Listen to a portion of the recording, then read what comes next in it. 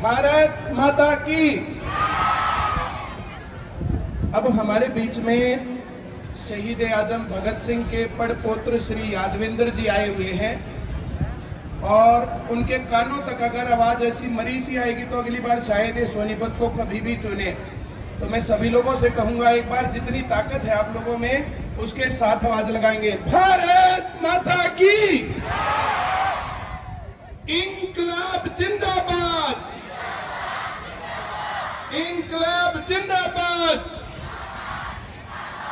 जो शहीद आजम भगत सिंह थे तो शहीद आजम भगत सिंह का सबसे प्रिय नारा था इंकलाब जिंदाबाद। और इंकलाब जिंदाबाद का अर्थ है कि जो ये व्यवस्थाएं हैं ये बदल सकती हैं, बदल देनी चाहिए और बदलाव में कोई नुकसान नहीं होता है। तो इंकलाब का मतलब होता है आमूलचूल परिवर्तन, व्यवस्थाओं के अंदर परिवर्तन। जैसे अभी जो है मेरे से पूर्व वक्ता श्री सुरेंद्र छिक्कारा जी ने जो है बोला बहुत अच्छे तरीके से। सर आपने जिन जिन का नाम लिया मैं कंटिन्यू उसी से करता हूं, मैं सभी का फिर से नाम लूंगा तो फिर अच्छा सा नहीं लगेगा, टाइम रिपीट होता है। और मैं सभी आगंतुकों का बहुत बहुत धन्यवाद करता हूं और एक अच्छा कार्यक्रम यहाँ पर हुआ। तो इंकलाब जिंदाबाद जो शहीद आजम भगत सिंह का नारा था एक बार फिर से गुंजाएंगे ताकि यादवेंद्र जी को लगे कि हाँ सोनीपत के युवाओं में एक जज्बा है, एक जान है। इंकलाब जिंदाबाद, शहीद आजम भगत सिंह अमर रहे। जो ये अगली लाइन वाले लोग हैं ना और जो दूसरी तीसरी लाइन वाले लोग हैं ये तो बोल ही नहीं रहे, इनकी आवाज ज्यादा सुनाई देगी यादवेंद्र जी को। तो आप लोगों से भी रिक्वेस्ट है कि आप लोग भी इसके साथ जो है आवाज लगाएं, शहीद आजम भगत सिंह अमर रहे, शहीद आजम भगत सिंह अमर रहे। आज देश के युवाओं से शहीद आजम भगत सिंह के साथ साथ जितने भी आजादी की लड़ाई में शहीद हुए युवा थे, जिन्होंने हमारे देश को आजाद करवाने के लिए अपना जीवन न्यौछावर कर दिया, अपनी जो है जो जमीन जायदाद संपत्ति थी वे न्यौछावर कर दी और उन्होंने देश को आजादी दिलवाने के लिए जो कुर्बानियां दी, उन्हीं के दम पर आज हम यहाँ पर खुली हवा में सांस ले रहे हैं। हम अपनी मांगे मांग सकते हैं। भारत जो ये लोकतंत्र बन गया है, वोट के साथ हम लोग जो है अपने अधिकारों की बातें कर सकते हैं, अपनी डिमांड्स रख सकते हैं। तो हमें सदैव आभारी रहना चाहिए उन सभी का। और उन सभी के अंदर शहीद आजम क्यों बोला जाता है भगत सिंह को, कि कुर्बानियां तो बहुत लोगों ने दी थी, इन्होंने कुर्बानियों के साथ साथ एक रास्ता भी दिखाया। और शहीद आजम भगत सिंह ने कहा था कि देश जो भारत देश है, यहाँ पर जो नौजवान हैं उन नौजवानों का बौद्धिक पक्ष कमजोर रहा है, यहाँ के लोगों को पढ़ना चाहिए। जितने भी यहाँ पर आदमी आए हुए हैं, जो लोग मेरी बातें सुन रहे हैं, तो इन सभी को चाहिए कि बच्चों को पढ़ने के लिए दिया जाए, साहित्य पढ़ने के लिए दिया जाए। ये प्रेमचंद को पढ़े, मोहन राकेश को पढ़े, भगत सिंह को पढ़े, जवाहरलाल नेहरू को पढ़े, महात्मा गांधी को पढ़े।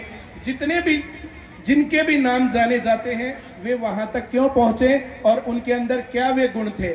जिस टाइम पर महात्मा गांधी संघर्ष कर रहे थे तो उसी टाइम पर देश में 30 करोड़ लोग और भी थे, उनके नाम इतने पॉपुलर क्यों नहीं हुए। श्री जवाहरलाल नेहरू जो पहले प्रधानमंत्री थे, देश जब आजाद हुआ था तो भुखमरी का कगार था, यहाँ पर कुछ भी था नहीं और वहां से देश को बहुत आगे लेकर के आए और यहाँ तक जो है लगातार कंटिन्यूअस प्रोग्रेस है। जितनी हो जानी चाहिए थी उतनी नहीं हो पाई। ये शिकायत तो लगातार जो है सत्ता पक्ष के लोगों से रहता है। लगातार सरकारें बदली हैं, कभी कोई पार्टी कभी कोई पार्टी, लेकिन फिर भी विकास को ये नहीं कह सकते कि विकास नहीं हुआ है। विकास लगातार होता रहा है और आगे भी इस प्रकार से विकास होना चाहिए। तो जो हमारे शहीदों के सपने थे, उनके विचार थे, उनकी जीवनी थी, उस प्रकार की किताबें कहीं मिल भी नहीं रही है। उनको पढ़ने के लिए मौका जो है जैसे बच्चों को दिया नहीं जा रहा है। आजकल अगर बच्चों को अच्छी किताबें नहीं देंगे तो बच्चे मोबाइल फोन में अपने आप ही गलत चीजें देख ही लेंगे। बच्चों को हमेशा कुछ ना कुछ तो करना है। तो अगर उनको सही चीजें, उनको सही साहित्य, उनको सही मार्गदर्शन दिया जाए तो वे जरूर अच्छा कुछ करके दिखाएंगे। और अगर वैसा कुछ नहीं होगा तो फिर बच्चे गलत रास्ता पकड़ते हैं। सोनीपत की बात अगर हम करें तो धीरे धीरे सोनीपत नशे का गढ़ बन गया है। अगर हम गैंगवारी की बात करें तो सोनीपत में अपराध भी गढ़ बन गया है। और अगर हम अपने बच्चों को सही रास्ता नहीं दे रहे हैं तो फिर ये रास्ता गलत रास्ते पर भटक जाएगा, गलत जगहों पर पहुंच जाएगा। मैं ज्यादा लंबी बात नहीं रखूंगा।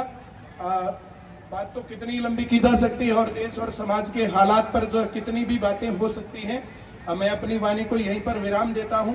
हमारे कुछ जो है कलाकार साथी थे, एमडी भाई मेरे सामने बैठे हैं, बहुत बहुत आभार सर। आप लोग जो है हरियाणवी संस्कृति को बहुत आगे बढ़ा रहे हो। अब से 10 साल पहले हम बात करें तो हरियाणवी बोलने में जो है शर्म आती थी, और आज हरियाणवी बोलने पर फक्र होता है। ये आप भाइयों के, कलाकारों के प्रयासों का परिणाम है। बहुत बहुत आभार सर। और सभी लोग जितने भी इस कार्यक्रम में आए, आईसीएस के स्टूडेंट्स भी बहुत सारे आए, सभी का मैं दिल की गहराइयों से आभार व्यक्त करता हूं। बहुत बहुत धन्यवाद सभी का। बहुत धन्यवाद महोदय। आपकी प्रेरणा से जरूर छात्रों के जीवन में परिवर्तन आएगा। शहीद आजम भगत सिंह की शहादत को नमन करने और उनके प्रति कृतज्ञता प्रकट करने आज विद्यालय प्रांगण में अनेक